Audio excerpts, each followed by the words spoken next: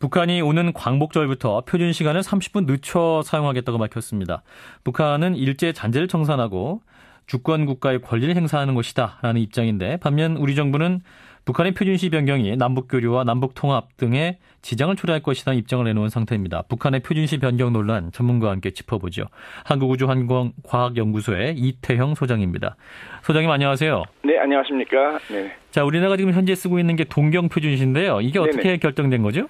원래 우리가 조선시대부터 그 하늘의 해가 제일 높이 떴을 때 그때는 정오, 한낮을 정해 쓰고 있었거든요. 예. 그러다가 이것이 이제 국제적으로 이제 그 영국의 그린치 천문대 시간을 기준으로 삼기 때문에 1시간 또는 30분 단위의 이제 그 차이를 두게 쓰게 되는데 네. 우리나라는 1961년 그 5.16 쿠데타 이후에 그 일본과 시간을 같이 하자 해가지고 그 쓰고 있습니다. 이제 동경표준시를. 예. 네네. 그러니까 동경 135도를 기준으로 그러니까 영국 그린위치 천문대가 기준이 돼서 9시간 차이가 9시간 나는. 앞선 이제 135도를 쓰고 있는데 네네. 실제로 근데 우리 한반도는 127.5도라면서요.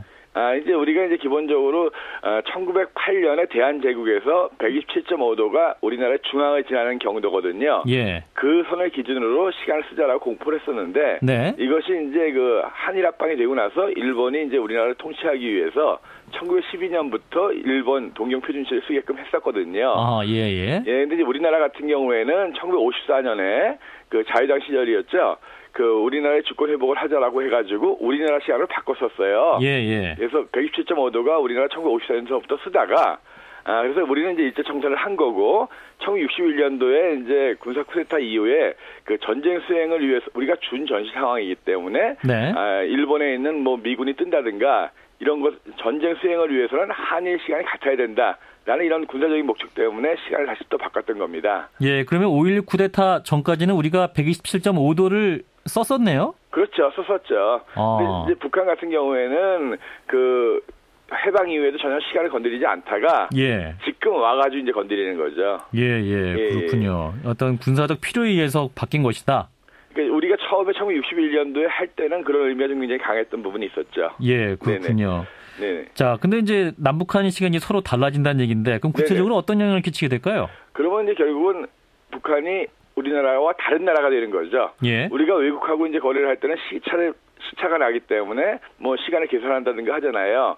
그러니까 이제 예를 들어 개성공단 들어갈 때도 거기가 이제 시간이 달리기 때문에 결국 시계 바늘을 돌리고 들어가야 되는 부분이 있고 예. 결국은 같은 민족, 같은 나라가 그러니까 좀 그런 게 되는 거죠. 그래서 이질감이 굉장히 늘어날 것 같습니다. 예, 그렇군요. 그러니까 개성공단 출입할 때나 금강산 관광을 할 때도 시계를 또 다르게 맞춰야 되는 그런 상황들이 있겠군요. 그렇죠. 그래서 같은 나라가 아니라 다른 나라를 간다 이런 느낌을 받게 되겠죠. 예. 네네.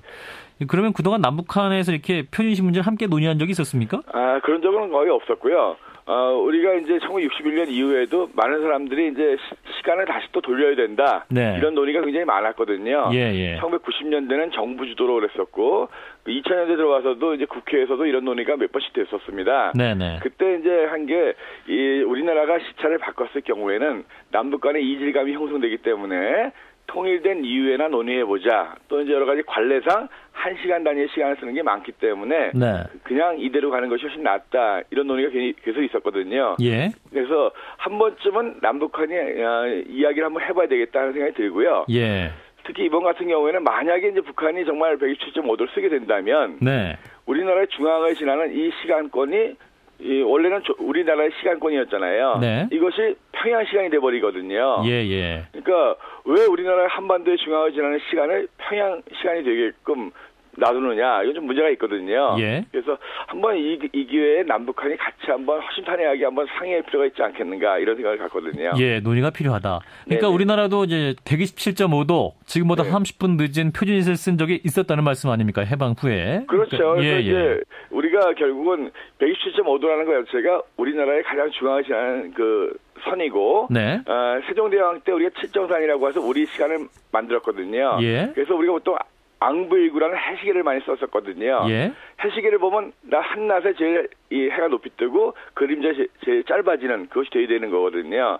그래서 우리 시간을 찾기 위해서 1954년도에 대통령령으로서 이제 127.5도를 썼었거든요. 예. 그래서 127.5도가 우리나라 시간이고 전통적으로 왔던 이 한반도의 시간이라는 건 당연히 맞는 얘기거든요. 예. 그러니까 이제 일제히 잔재라는 지적도 틀린 것 같지 않단 말이죠. 그래서 이제 소장님 판단은 어떠세요? 득실을 보면 127.5도를 쓰는 게 맞나요? 135도가 맞을까요? 그러니까 일단 기본적으로 일제 잔재 청산은 우리는 1954년도에 공식적으로 해버렸고요. 예. 그래서 그 의미는 거의 없어졌고, 다만 이제 이것이 평양 시간이 돼버린다면 남북한의 이질감뿐만이 아니라 국제적으로도 이 시간이 왜 평양 시간이 될까? 우리가 좀 손해 보는 것도 꽤 있을 것 같거든요. 예. 그리고 많은 분들이 30분 단위의 시간을 쓰는 것이 이제 국제적인 관례가 아니다라고 하지만 인도의 12억 인구가 30분 단위의 시간을 쓰고 있거든요. 네.